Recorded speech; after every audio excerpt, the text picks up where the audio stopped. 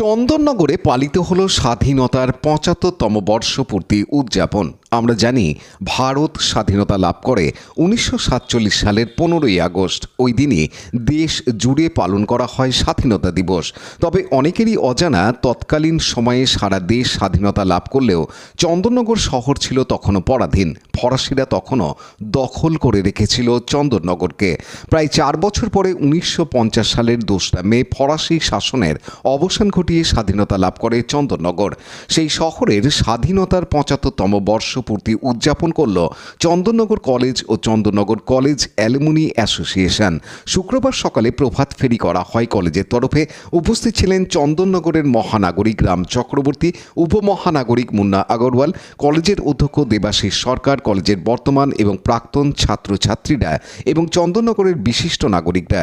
প্রভাত ফেরি শেষে কলেজ অধ্যক্ষ দেবাশিস বাবু বলেন, চন্দননগরকে হেরিটেজ নগরের স্বীকৃতি দেওয়ার আবেদন জানানো হয়েছে চন্দননগর কলেজ এবং চন্দননগর কলেজ অ্যালুমিনি অ্যাসোসিয়েশনের তরফে।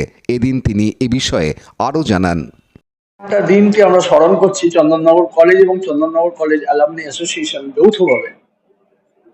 এরকম একটা দিনে মাননীয় অধ্যক্ষ মহাশয় এইমাত্র যে ঘোষণা দুটি করলেন, তার সঙ্গে আমরা একসাথে কাঁধে কাঁধ মিলিয়ে এই কাজটা করার সুযোগ পাওয়ার জন্য চন্দননগর কলেজ কর্তৃপক্ষের কাছে আমরা কৃতজ্ঞতা জ্ঞাপন করছি।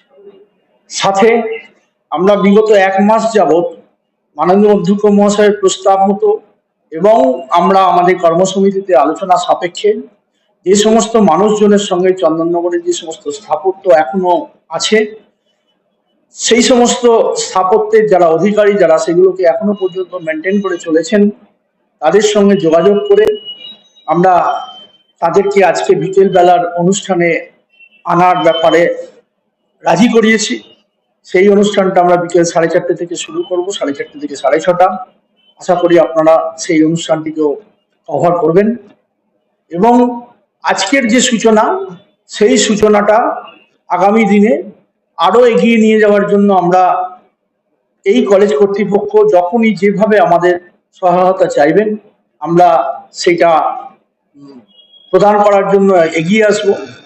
এবং তার সাথে সাথে আরো একটি ঘটনা আজকে ঘটবে, যেটা আপনারা বিকেল বেলা দেখতে পাবেন। সেটা হচ্ছে যে আমরা এই সমস্ত যে ঐতিহ্যমণ্ডিত বাড়িগুলো এখনো পর্যন্ত চন্দননগরে এক্সিস্ট করছে, সেই সমস্ত বাড়িতে যে সমস্ত পুরনো দিনের জিনিস, যেগুলো অনেক মানুষের পক্ষেই দেখার সম্ভব হয় না, সেই সমস্ত বাড়িতে যাওয়াটা তো সম্ভব হয় না। জিনিস নিয়ে কালেকশন এবং এই সূত্রে সম্পূর্ণভাবে আমার ফিল্ড হচ্ছে অন্য। আমি কমার্সের স্টুডেন্ট, বাট এই মিউজিয়াম তৈরি হওয়া সম্পূর্ণ আমার চোখের সামনে মিউজিয়াম করে উঠেছে এবং আমি এখন এই মিউজিয়ামে ইন্টার্নশিপে আছি অ্যাজ আ মিউজিয়াম অ্যাসিস্ট্যান্ট। বিভিন্ন বাচ্চাদের বোঝাচ্ছি, কলেজ, ইউনিভার্সিটি, ফরেনাররা আসছে। আপনারা হয়তো মিউজিয়ামের বিষয়টা জানেন, কী এখন ভিতরটা কী, তার বিষয়টা কী। এবং আমি যে একটাই কথা বলবো, আপগ্রেডিং যে জেনারেশনকে, যে তারা যাতে জিনিসপত্র, আগেকার যে জিনিসগুলো হারিয়ে যাচ্ছে এবং যে ইতিহাস হারিয়ে যাচ্ছে, সেটাকে যাতে তুলে ধরে রাখতে পারে এবং সেটাকে প্রিজার্ভ করে রাখতে পারে, সেইটাই আমি তাদেরকে বলতে চাই আর কিছু। দেখো, এখন এই মানে সোশ্যাল যে সেখানে না দিয়ে কি এগুলো যত্ন করে মিউজিয়ামে রাখা উচিত? আমি এখানে বলবার রয়েছে যে ১৯৫০ সালের ২রা মে স্বাধীন হলো ঠিকই, কিন্তু একটা স্বায়ত্ত শাসনের মতন ব্যবস্থা চালু হলো। তখনই কিন্তু সরাসরি ভাবে এই যুক্ত হওয়ার ঘটনাটা ঘটল না, ধাপে ধাপে হলো। একটা স্বাধীন প্রশাসনের ব্যবস্থা নিশ্চিতভাবে ভারত সরকারের সাথে তার যোগ রয়েছে।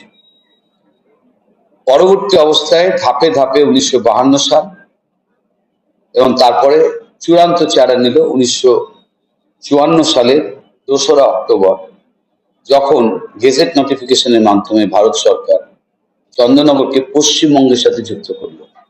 তাহলে স্বাধীন হলো ১৯৫০ সালের ২রা মে, আর পশ্চিমবঙ্গের সাথে চন্দননগর যুক্ত হলো ২রা অক্টোবর ১৯৫৪ সাল। অদ্ভুত বিশেষ ইতিহাস। আর সেই স্বাধীনতার আজকে প্লাটিনাম জুবলি সেলিব্রেশন হচ্ছে, ফলে তাৎপর্যটা একেবারেই ভিন্ন। আজকের দিনে পানু পালের report, Hooghly TV. Like share subscribe করুন হুগলি টিভি। খবর এখন বুক পকেট।